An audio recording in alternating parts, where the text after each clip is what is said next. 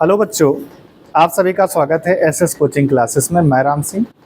आज हम आपके लिए लेके आए हैं कक्षा 12 का रसायन विज्ञान का अध्याय नंबर 1। और अध्याय नंबर 1 में आज हम लोग पढ़ने वाले हैं एक और सांद्रता की इकाई जिसका नाम है नॉर्मलता यानी नॉर्मेलिटी। और ये सबसे ज़्यादा इम्पोर्टेंट हम कह सकते हैं और थोड़ा सा इसको पढ़ने में कठिनाई रहती है, तो इसको हम बड़े आसानी से इसको हम समझेंगे। सबसे पहले यहाँ पर देखिए, अगर हम बेटा नॉर्मेलिटी की जब बात करते हैं तो नॉर्मेलिटी को पहली बात है जिसको डिनोट किससे किया जाएगा, तो इसको कैपिटल एन से लिखा जाता है। ये बात याद रखिएगा। तो किससे लिखा जाएगा? कैपिटल एन से। और अगर आप इसकी परिभाषा को लिखना चाहेंगे तो इसकी परिभाषा क्या हो जाएगी, जरा ध्यान से देखिएगा। नॉर्मलता जो होती है तो यहाँ पर बेटा आप क्या लिखेंगे? 1 लीटर आयतन लिखेंगे। क्या लिखेंगे बेटा मेरे? क्या लिखेंगे यहाँ पर मेरे बच्चों? 1 लीटर आयतन लिखेंगे, ठीक है। और यहाँ पर ऊपर हम क्या लिखेंगे? विलय के ग्राम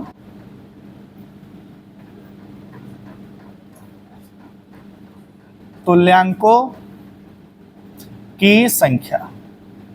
ये देखिए, तो अगर हम इसको टू द पॉइंट परिभाषित करना चाहें तो इसकी परिभाषा क्या होगी? किसी विलयन के 1 लीटर आयतन में उपस्थित विलय के ग्राम तुल्यांकों की संख्या उस विलयन की नॉर्मलता कहलाती है। क्लियर है इतनी बात? अब ये ग्राम तुल्यांक क्या होते हैं, पहले इनकी संख्या कैसे निकालेंगे तो याद रखना। यहां पर मैं लिखता हूं, चूंकि हम जानते हैं कि ग्राम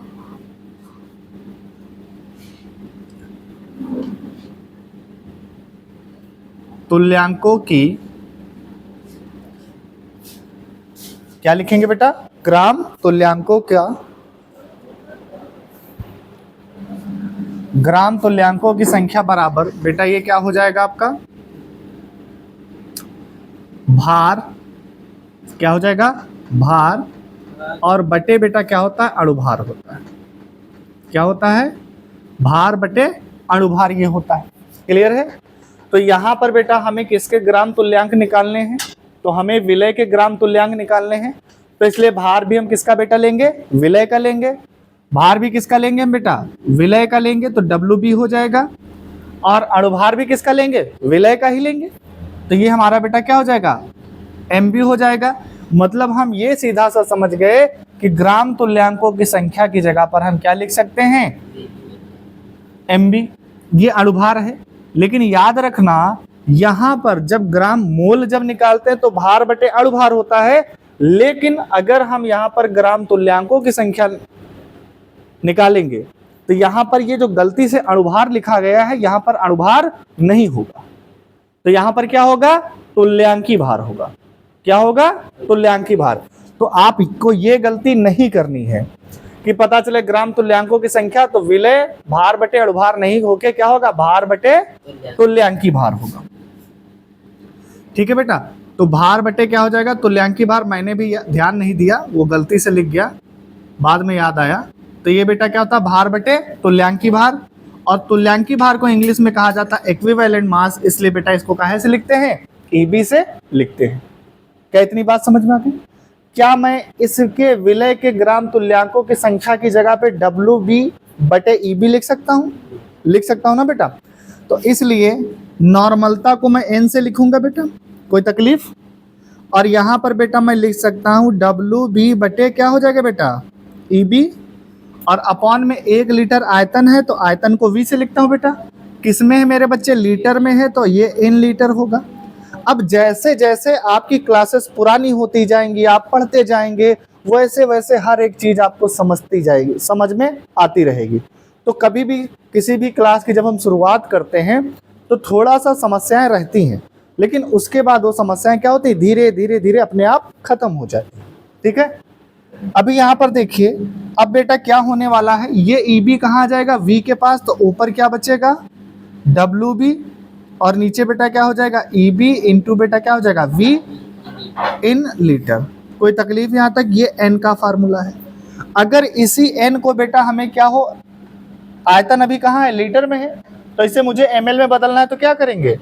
1000 से मल्टीप्लाई, तो यहाँ पर बेटा क्या हो जाएगा, n बराबर WB इंटू 1000 और बेटा ये EB और इंटू V। अब बेटा यहाँ पर क्या है आ गया, इन ml। तो इस तरीके से किसी भी विलयन का हमें नॉर्मलता ज्ञात करनी होगी तो उसके लिए ये फार्मूला होता। तो इसकी परिभाषा क्या होगी बेटा, एक बार बताना जरा। किसी विलयन के 1 लीटर आयतन में उपस्थित विलय के ग्राम तुल्यांकों की संख्या उस विलयन की बेटा क्या कहलाती, नॉर्मलता कहलाती। और नॉर्मलता से जो भी हमारे न्यूमेरिकल्स आएंगे बेटा वो इस फार्मूले से बनेंगे। अब यहाँ पर एक और समस्या है जो आपको मैं बता दूं। यहाँ पर बेटा जो EB है, ये EB आपका बेटा क्या है, तुल्यांकी भार है। EB क्या है, तुल्यांकी भार है।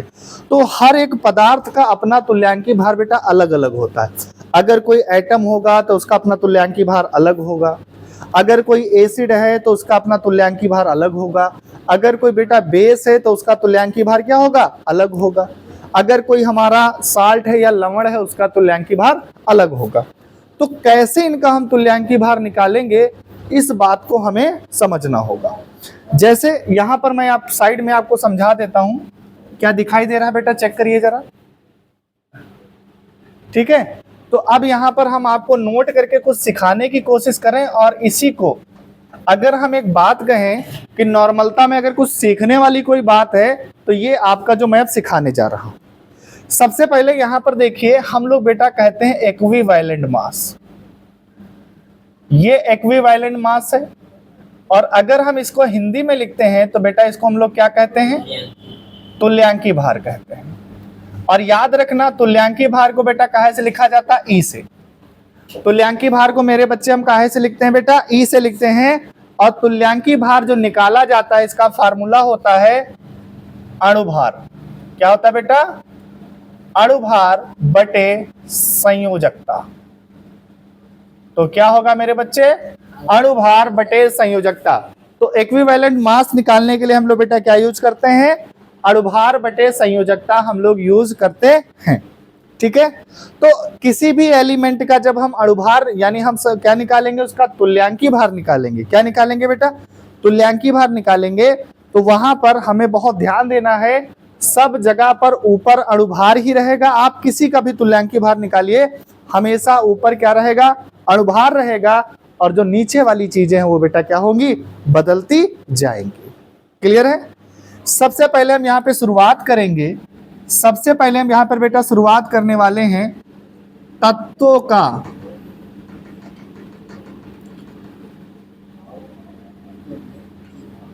का तुल्यांकी भार। अब यहाँ तत्वों का तुल्यांकी भार बेटा कैसे निकालेंगे, तो यहाँ पर ई बेटा क्या है, तुल्यांकी भार है। और यहाँ पर अगर मैं बेटा तत्व लिख दूं तो कोई दिक्कत, मतलब तत्वों का तुल्यांकी भार बराबर। अब तत्व मतलब परमाणु, तो तत्वों का तो बेटा अणुभार नहीं होता है, उनका क्या होता है मेरे प्यारे बच्चों, उनका परमाणु भार होता है। तो ऊपर क्या लिखोगे आप लोग, ऊपर आप लिखेंगे बेटा परमाणु भार, और परमाणु भार को बेटा कहाँ लिखते हैं, ए से। और नीचे आपकी बेटा क्या आ जाएगी, संयोजकता। अभी संयोजकता का मतलब क्या होता है, संयोजकता का मतलब होता है कि वो जो हमारा एलिमेंट है वो कितने चार्ज बना रहा है, कितना प्लस चार्ज बनाता है या कितना माइनस चार्ज बनाता है। या हम सिंपल भाषा में बात करें, संयोजकता का मतलब होता है बंध बनाने की क्षमता, यानी वो एलिमेंट वो तत्व कितने बंध बना रहा है, वही उसकी बेटा क्या हो जाती है, संयोजकता हो जाती है। क्लियर है। अब यहां पर देखो, अगर हम एग्जाम्पल से इसको समझें तो जरा हमने कहा ई, उदाहरण पे समझिए, एक एक कर को दिमाग में डाल दूंगा, बिल्कुल परेशान मत होइएगा। यहाँ पर ई क्या है, तुल्यांकी भार है, और मैंने बेटा यहाँ पर क्या लिखा, Na लिखा। Na सोडियम है, एक तत्व है बेटा तत्व। तो अब इसका मुझे तुल्यांकी भार निकालना है, तो बेटा ऊपर क्या रखना होगा, मुझे परमाणु भार रखना होगा। और सोडियम का परमाणु भार बेटा आप लोग जानते हैं 23 होता है। कितना होता है बेटा, 23। और आप जानते हैं सोडियम की संयोजकता कितनी होती है, 1 होती, क्योंकि सोडियम सिर्फ एक ही प्लस चार्ज बनाता है। तो सोडियम की संयोजकता बेटा कितनी हुई, 1। तो सोडियम का तो तुल्यांकी भार कितना आया, 23 आया। कोई दिक्कत, कोई दिक्कत बेटा। अभी अगर मान लीजिए आपसे यहीं पर कोई कह दे कि मान लीजिए आप मैग्नीशियम का तुल्यांकी भार निकालिए, मैग्नीशियम का, तो मैग्नीशियम का परमाणु भार कितना होता है बेटा, आप बताओ जल्दी से। मैग्नीशियम का परमाणु भार कितना होता है? मैग्नीशियम का परमाणु भार कितना होगा बेटा? 24। और मैग्नीशियम की संयोजकता कितनी होती है मेरे बच्चे? 2 होती है। क्यों? मैग्नीशियम 2 चार्ज बनाता है। अंतिम कोष में 2 इलेक्ट्रॉन होते हैं, 2 इलेक्ट्रॉन को डोनेट कर देता है, +2 चार्ज बनाता है। तो इसकी संयोजकता कितनी हुई? 2 हुई। या हम ये कह सकते हैं मैग्नीशियम 2 ही बंध बनाता है। जैसे आप लोगों ने कभी देखा होगा, मान लीजिए ये Mg है, एक Cl ऐसे जुड़ा होता है, एक Cl ऐसे, तो 2 बंध बना रहा ना, तो इसकी संयोजकता कितनी हो गई? 2 हो गई। तो अगर अब हम इसका तुल्यांकी भार निकालेंगे तो कितना आएगा बेटा? 12 आएगा कि नहीं आएगा? आया बेटा समझ में? अब इसी तरह से हम जब एल्युमिनियम की बात करते हैं, एल्युमिनियम, तो एल्युमिनियम का परमाणु भार होता है बेटा 27, और इसकी संयोजकता कितनी होती है बेटा? 3। तो इसका तुल्यांकी भार कितना आया? 9 आया। तो आप यहाँ पर एक चीज देखिए कि हर एक एलिमेंट का अपना तुल्यांकी भार अलग अलग है कि नहीं है? आपको समझ में आ रहा है? तो इस तरीके से हमें तुल्यांकी भार निकालना होता है। सपोज करिए आपको कैल्शियम का निकालना है। किसका निकालना मेरे बच्चे? कैल्शियम का। तो कैल्शियम का परमाणु भार कितना होता है प्यारे बच्चों? 40 होता है। कितना होता है बेटा? 40 होता है। और कैल्शियम कितना चार्ज बनाता? +2 चार्ज बनाता। तो इसकी संयोजकता कितनी होगी बेटा? 2 होगी। इसलिए यहाँ पर क्या लिखोगे? 2। तो बराबर में कितना आ गया? 20। तो इस तरीके से हमको बेटा क्या करना है, एक एक हर एक अलग पदार्थ की कैसे तुल्यांकी भार निकलेगा, जब तक आपका ये निकालना आपको नहीं आएगा, आप तुल्यांकी भार निकालना नहीं जानेंगे, तब तक आपका एक भी नॉर्मेलिटी का सवाल सही नहीं बनेगा। ठीक है, तो इसको बेटा जल्दी से नोट करिए। ठीक है बेटा, तो अब हम इधर वाला रफ कर रहे हैं। अब हम लोग बेटा किसके निकालने वाले हैं? तो अब हम लोग तुल्यांकी भार निकालेंगे बेटा किसका? अम्ल का। तो किसका तुल्यांकी भार निकालने वाले हैं? अम्ल का तुल्यांकी भार हम लोग यहाँ से अब निकालेंगे। तो अब हम लोग बेटा पढ़ने वाले हैं एसिड यानी अम्ल का तुल्यांकी भार। तो दूसरे नंबर पे हम लोग बेटा निकालने वाले हैं अम्लों का तुल्यांकी भार। अम्लों का तुल्यांकी भार है तो हम बेटा यहां पर लिख सकते हैं ई, और यहां पर बेटा हम लिख सकते हैं एसिड। ई क्या है? तुल्यांकी भार। एसिड मतलब एसिड का तुल्यांकी भार। और इसका फार्मूला बेटा क्या हो जाएगा? ऊपर रहेगा अणुभार। क्या रहेगा बेटा? अणुभार। और नीचे बेटा यहां पर क्या रहेगी? क्षारकता। यहां पर क्षारकता का मतलब ये है कि कोई भी एसिड, आप एसिड की परिभाषा आप लोग पढ़े हैं क्लास 10th में कि एसिड की परिभाषा क्या होती है, कि आर्हेनियस ने बताया था किसी पदार्थ को जब हम जल में घोलते हैं तो वो H+ आयन देता है। तो कोई भी एसिड जितने H+ आयन देगा वही बेटा उसकी क्या कहलाएगी? क्षारकता कहलाएगी। ठीक है, आज मैं आप लोगों का एक डाउट क्लियर कर देता हूं कि एसिड और बेस को पहचानते कैसे, उसको ध्यान से समझिएगा। हालांकि मैं इसको लिखूंगा मिटा दूंगा, पर आप लोगों को पता होना चाहिए। देखिए, आप लोगों ने 2 चीजों का नाम सुना है। एक आपने धातु का नाम सुना है और दूसरी बेटा आपने अधातु का नाम सुना है। क्लियर है? एक आप लोगों ने मेटल और दूसरा नॉन मेटल का नाम सुना है। अगर इस धातु के साथ डायरेक्ट OH जुड़ा हो और अधातु के साथ क्या हो? डायरेक्ट OH जुड़ा हो। अगर धातु के साथ बेटा कभी भी डायरेक्ट OH जुड़ा होगा तो वो हमेशा आपका बेटा क्या कहलाएगा? बेस कहलाएगा, हमेशा क्षार कहलाएगा। ठीक है, और डायरेक्ट अगर अधातु के साथ OH जुड़ा होगा तो वो बेटा आपका हमेशा क्या कहलाएगा? अम्ल कहलाएगा। तो इस बात को आप बिल्कुल याद रखिएगा। ठीक है, एग्जाम्पल पे अगर मैं समझाने की कोशिश करूं कि आप लोगों ने देखा होगा, हाँ, एक ये बात और याद रखना, किसी भी अम्ल में जितना OH होता है उतना ही H+ निकलता है। मेरी बात समझ में? कि जितना OH होगा उतना ही H+ निकलेगा। शब्दों को दिमाग खोल के एकदम सुनिए। ठीक है, अगर धातु के साथ डायरेक्ट OH जुड़ेगा तो वो क्या होगा? क्षार होगा। अगर अधातु के साथ डायरेक्ट OH जुड़ा होगा तो क्या होगा? अम्ल होगा। और किसी, ध्यान से सुनिएगा, अगर किसी भी अम्ल में ऑक्सीजन भी है और हाइड्रोजन भी है, तो उससे मिलकर क्या बनेगा, OH बनेगा। तो जितने OH होंगे उतना ही बेटा क्या देगा, वो H+ देगा।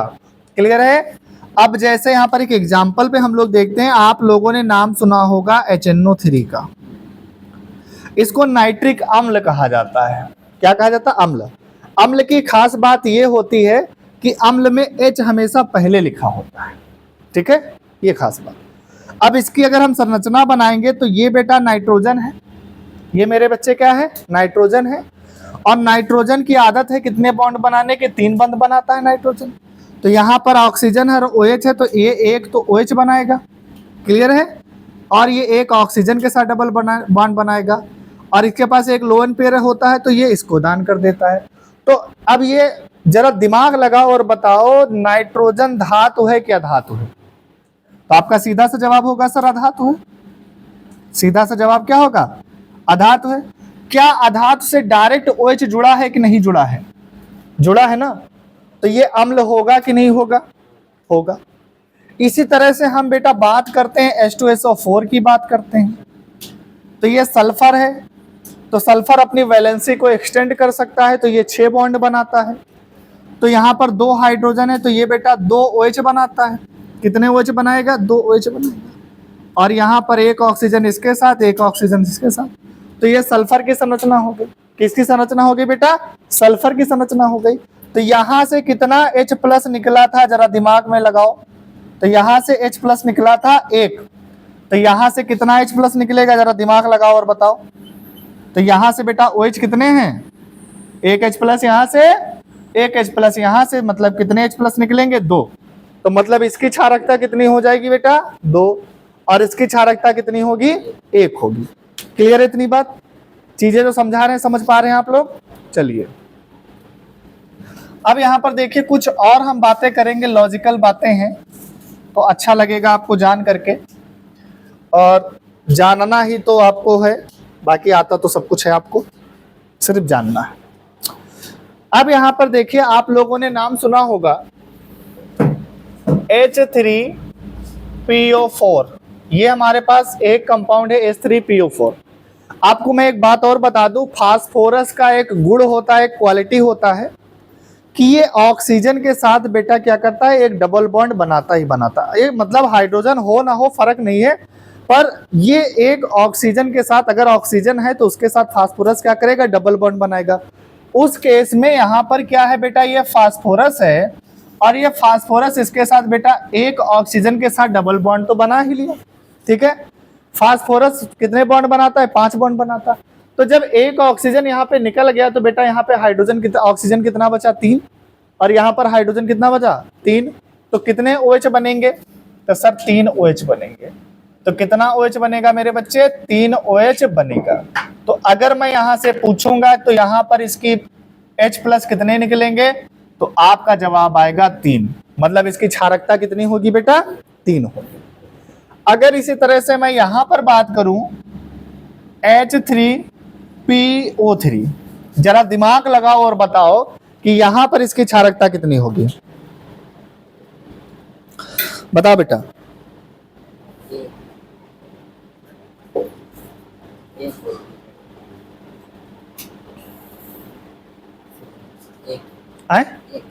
यहां पर 1 होगी।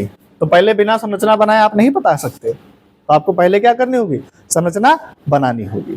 ठीक है, तो सबसे पहले यहाँ पे देखिए फास्फोरस है, और फास्फोरस वो महान प्राणी है जिसने क्या किया है, वो ऑक्सीजन के साथ एक डबल बॉन्ड बनाएगा क्योंकि ऑक्सीजन है। तो इसने बेटा यहाँ पर क्या किया, एक डबल बॉन्ड के साथ अपना संबंध बना लिया, डबल बॉन्ड के साथ वो जुड़ गया। अब यहाँ पर देखिए कितना ऑक्सीजन बचा है, 2, और यहाँ पे हाइड्रोजन कितना है, 3 है। तो 2 ऑक्सीजन मिलेंगे तो 1 OH ये और 1 OH बेटा ये। तो ऑक्सीजन तीनों यूज हो चुके हैं, पर यहाँ पर बेटा एक हाइड्रोजन बच गया। तो ये हाइड्रोजन यहाँ पर इस तरीके से बेटा क्या हो जाएगा, लग जाएगा। ठीक है, क्या है बेटा, यहाँ पर ये हाइड्रोजन इस तरह से लग जाएगा।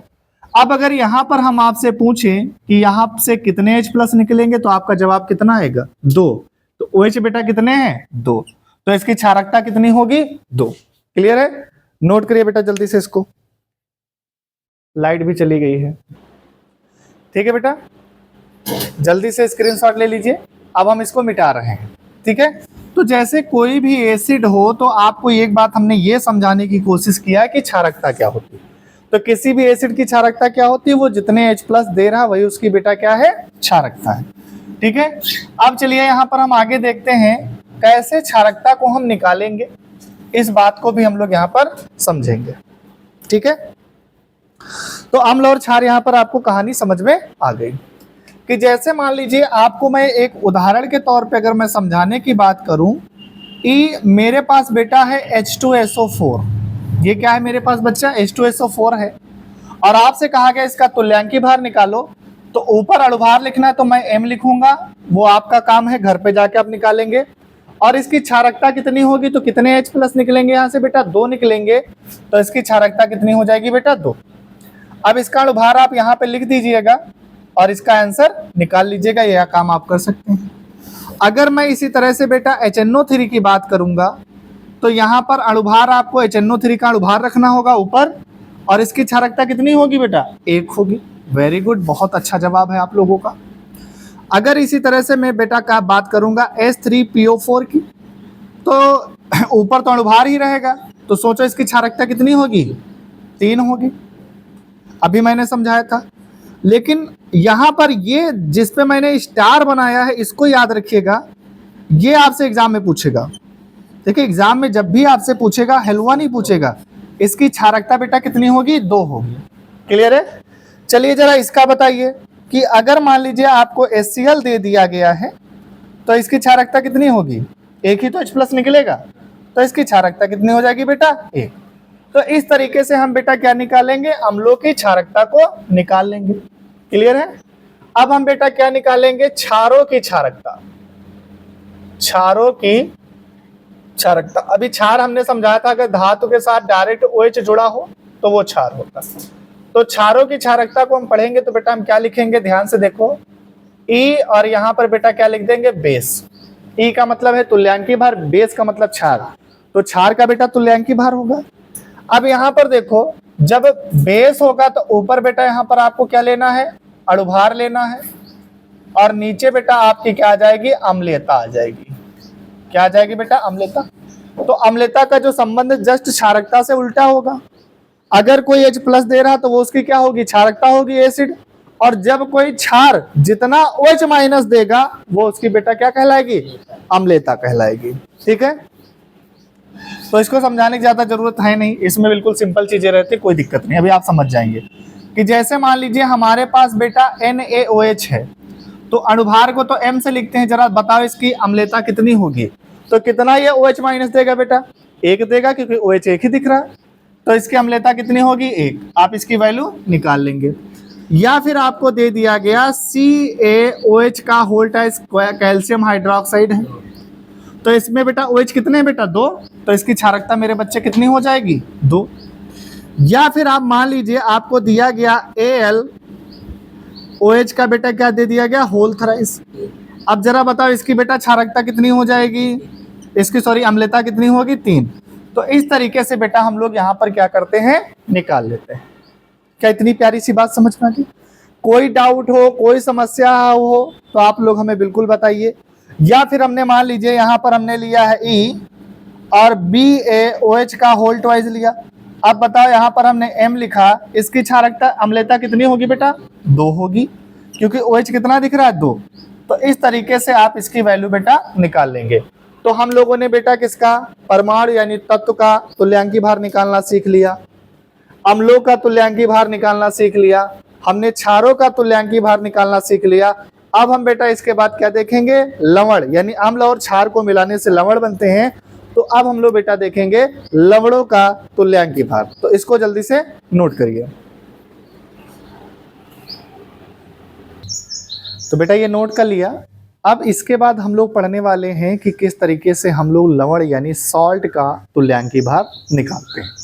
तो अब हम लोग जो पढ़ेंगे वो पढ़ेंगे बेटा अम्लों यानी लवणों का तुल्यांकी भार। ठीक है, किसका तुल्यांकी भार हम लोग पढ़ने वाले हैं, तो अब हम लोग बेटा पढ़ने वाले हैं लवणों का तुल्यांकी भार।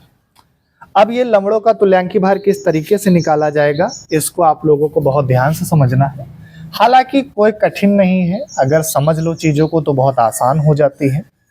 इसीलिए हम कहते हैं कि आप लोगों को योग्य बनना होगा और आप एक दिन में योग्य नहीं बन सकते। जब रोज थोड़ा थोड़ा योग्य बनेंगे तो फिर एक दिन आप लोग पूर्ण रूप से योग्य बन जाएंगे। तो योग्य होना बहुत जरूरी, ठीक है। कहते ना, एक डायलॉग बहुत अच्छा था कि आप किसी चीज के लिए योग्य हो लेकिन लोग आपकी योग्यता को ना समझे, तो बड़ी खराब चीज है ना ये। तो अब हम लोग बेटा क्या निकालने वाले हैं, लवणों का तुल्यांकी भार। लवण यानी साल्ट, तो यहां पर आप क्या लिखोगे, ई साल्ट बराबर, ऊपर बेटा क्या रहेगा, अणुभार। एम लिख दूं कि अणुभार लिख दूं, चलो अणुभार लिखता हूं भी समझाने के लिए, अणुभार। और नीचे बेटा क्या हो जाएगा, धनावेशों की संख्या, कि कितना धनावेश वो लवण बनाता है, धनावेशों की संख्या। जैसे कि एग्जाम्पल के लिए हम समझें कि जैसे मान लीजिए हमारे पास ये NaCl है और इस NaCl को आप वाटर में डालेंगे तो ये काहे में टूटेगा बेटा, Na प्लस में टूटेगा और Cl माइनस में टूटेगा। तो यहाँ पर जिस पर पॉजिटिव चार्ज होता है वही तो धनावेश होता है। तो यहाँ पर कितना धनावेश बना, 1। अगर इसी तरह से आप कैल्शियम कार्बोनेट को ले लीजिए और इसको आप पानी में डिसॉल्व करेंगे तो बेटा ये टूटेगा Ca+2 में और बेटा ये टूटेगा CO3-2 में। इस तरीके से टूटेगा कि नहीं टूटेगा। तो यहाँ पर ये कितना, +2, धनावेश कितने हैं, प्लस हैं 2 हैं यहाँ पर, और यहाँ पर कितना है बेटा, 1। क्लियर है। या इसी तरीके से आपने बेटा लिया AlCl3, इसको आप पानी में डालोगे तो ये Al+3 बनेगा और यहाँ पर 3Cl-। ये इस तरीके से कहानी बनती है, ठीक है। बात समझ में आ गई। इसका हमने ऑलरेडी वीडियो बना रखा है जहां पर हमने आपको पढ़ाया कि रासायनिक यौगिकों का सूत्र किस तरीके से बनाते हैं। तो वहां पर जाकर ये क्लास आप देख लीजिए, वहां पर आपको पूरी बातें समझाई गई कि एल्युमिनियम +3 चार्ज बनाता है, कैल्शियम +2 चार्ज बनाता है, सोडियम +1 चार्ज बनाता है। सब कुछ धनायन मैंने पढ़ाए हैं, वहां पर सब कुछ लिखा हुआ, आप वो वीडियो जरूर जाके देखिए, आपको सब कुछ वहां पे मिलेगा, ठीक है बेटा। तो चलिए, सबसे पहला हमने साल्ट लिया NaCl, तो NaCl का अणुभार ऊपर लिखोगे। अब धनावेशों की संख्या NaCl में कितनी होगी, 1 होगी। अगर हमने बेटा यहाँ पे ले लिया CaCO3 कैल्शियम कार्बोनेट, तो यहाँ पर ऊपर तो इसका अणुभार होगा और यहाँ पर धनावेश कितने होंगे, 2 होंगे। यहाँ पर बेटा हमने ले लिया, मान लीजिए AlCl3 आपने ले लिया, तो ये M, इस पर धनावेश कितने होंगे बेटा, 3 होंगे। या यहाँ पर आपने ले लिया बाइकार्बोनेट, सोडियम कार्बोनेट, तो M रहेगा। यहाँ पर Na है ना, एक Na 1 प्लस बनाएगा तो 2 Na कितने प्लस बनाएंगे, 2। तो यहाँ पर इसका बेटा धनावेश कितने बनेंगे, 2 बनेंगे, ठीक है। या फिर आप यहाँ पर बेटा देखिए, मैंने ले लिया बाइकार्बोनेट, ये हमारा बाइकार्बोनेट है, तो यहाँ पर कितने H+ बने, यहाँ पर कितने धनावेश होंगे, Na+ में टूटता है, HCO3- में टूटता है, तो यहाँ पर धनावेश कितना होगा, 1 होगा। तो यहाँ पर हो जाएगा M/1।